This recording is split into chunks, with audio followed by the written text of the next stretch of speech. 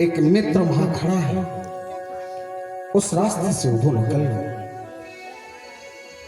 वो वृक्ष रो रहा है, रो रहा है। जड़ की क्या बात है, चेतन की बात क्या है, जड़ भी भगवान की वियोग में। वो कह रहा है, जो मित्र खड़ा है, भगवान क्यों तो रो रहे हो, रो मत। अरे वो तो छलिया है, छलिया है। आया हम लोगों का छल कर चला जाए, हम लोगों के दिल को चुरा कर। तुम रो मत मेरे मित्र, तुम रो मत, चुप हो जाओ। और उस मित्र ने उस जड़ वृक्ष को पकड़ करके कहा, तुम चुप हो जाओ। और अपने रोने लगा। वृक्ष ने कहा, तुम क्यों रो रहे हो, क्या करूं, कन्हैया की बहुत याद आ रही है। अरे वो छलिया था, लेकिन मेरे बहुत ही नजदीक मित्र था रे। उसके विषय में जितना भी कहूँ, उसकी याद मुझे निरंतर सताती रहती है।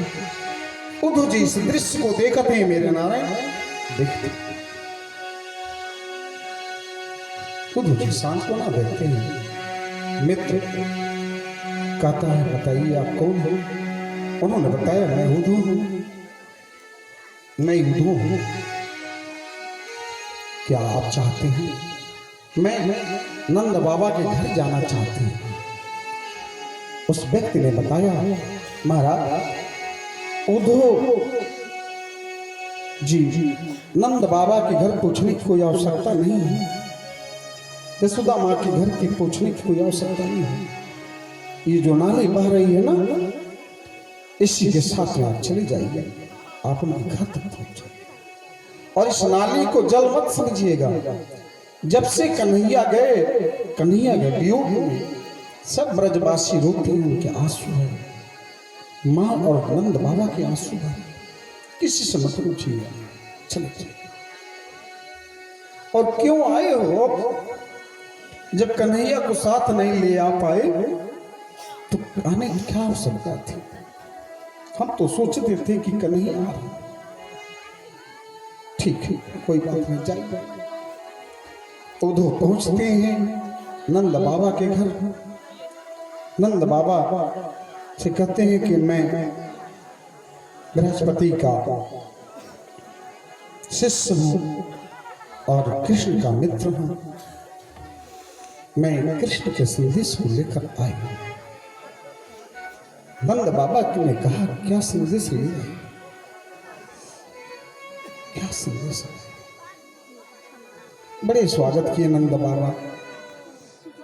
क्या करूं उद्धव, मेरी आंख से दिखाई नहीं देता। एक मेरा सहारा था, जो मेरा पुत्र कन्हैया, वो मुझे छोड़कर चला गया, मुझे छोड़कर चला।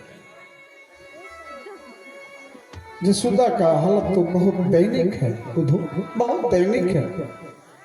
उसकी आंख से भी दिखाई नहीं देती। निरंतर भगवान, निरंतर कृष्ण के कन्हैया के वियोग में माखन निकालती, आज भी माखन निकालती होगी।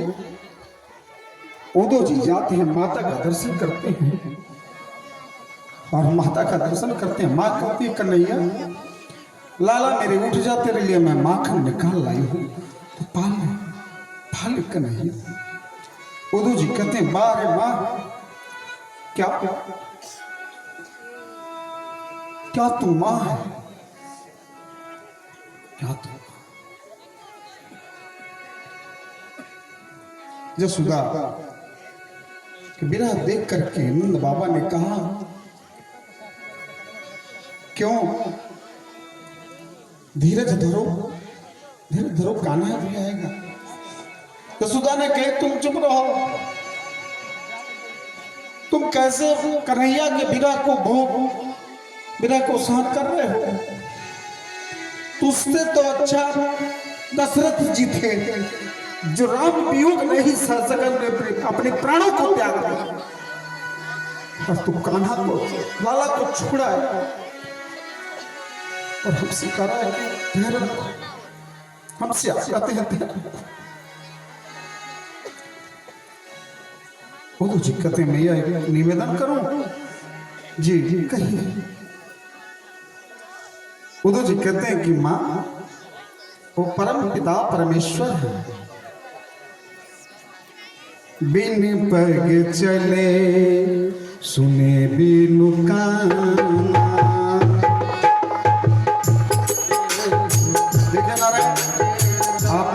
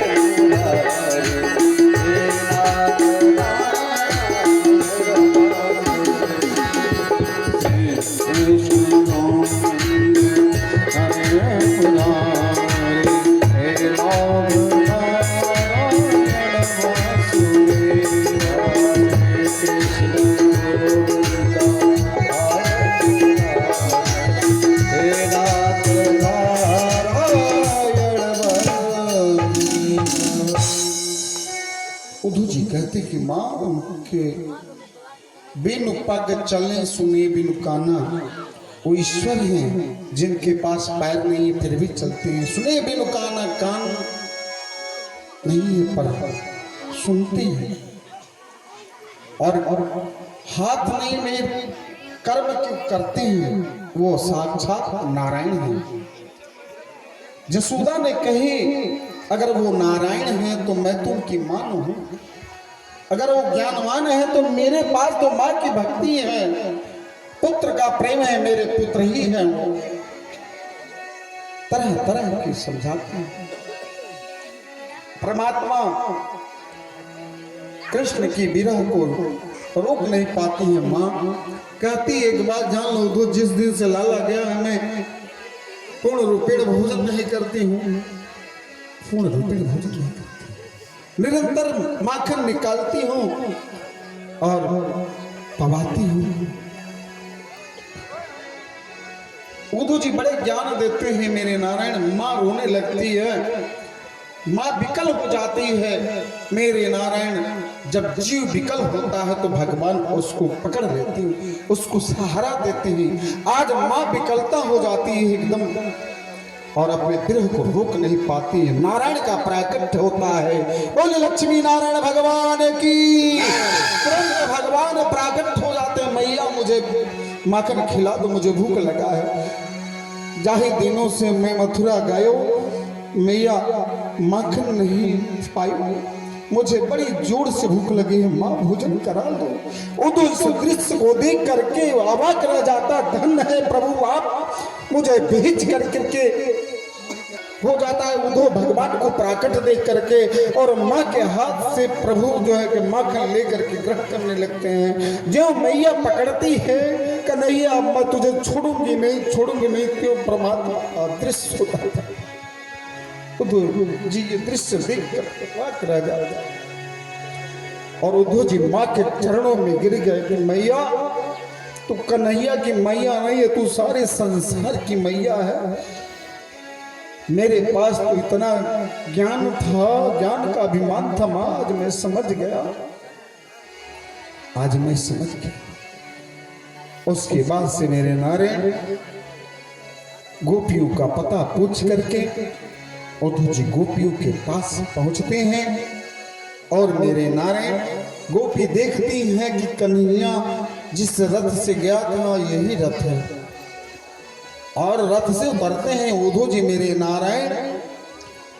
तो गोपियां देख करके जिस तरह से भगवान का पोशाक रहता है उसी तरह से उद्धव का भी पोशाक। जैसे जैसे रथ आगे आया, जब कन्हैया को न देखकर सारी गोपियां एकदम स्थिर हो गए। उन्होंने बताया कि गोपियों मैं बृहस्पति का शिष्य हूं, कृष्ण का मित्र हूं। गोपियां परिक्रमा की उस उद्धव को बैठा करके पाद प्रक्षालन की मेरे नारायण तथा वास्ते सामग्री दी और उनको जलपान इत्यादि करा करके पूजा की। हे उद्धव बताओ क्या संदेश लाए हो, क्या मेरा कन्हैया आएंगे कि नहीं, मेरे मनमोहन सरकार आएंगे कि नहीं। एक गोपी कह रही कि क्या आएंगे, वो कपटी है, हम लोगों के प्रेम में बांध करके वो चला गया। दूसरी कहते कि कुछ कहोगे तो ये जाकर कह देंगे कन्हैया हम लोगों से मुंह मोड़ लेंगे, ऐसा मत कहो सकी, कान्हा को दुख होगा। तीसरी कहती कि अब तो वो मथुरा के राजा हो गए ना, अब राजा होगा, हम गरीबों को कौन पूछने वाला है, जाकर कह देना उसे कि यदि अगर वो खुश है तो हम भी खुश हैं, जहां मेरा मोहन खुश है मां हम भी खुश हैं, उद्धव जाकर करना। फिर उद्धव जी ने समझाने की चेष्टा की, बिन पग चले सुने बिन काना, उनकी ना पैर है लेकिन परमात्मा चलते हैं, आंख नहीं है फिर देखते हैं, हाथ नहीं है कर्म करते हैं, वो साक्षात परमपिता परमेश्वर है। गोपियां ने कही वाह रे उद्धव, तेरा कथन तो क्या बताया जाए, क्या बताया जाए। उद्धव जी ने कहा तुम लोग उस परमात्मा को छोड़ दो, किसी और का ध्यान करो, ध्यान करो पर उनका आशा मत करो और अपने परिवार में खुशी से रहो। गोपियां ने कही ये कही मेरे अंदर जो दिल था वो परमात्मा को हमने सौंप दी, किस प्रकार खुशी आप बताओ।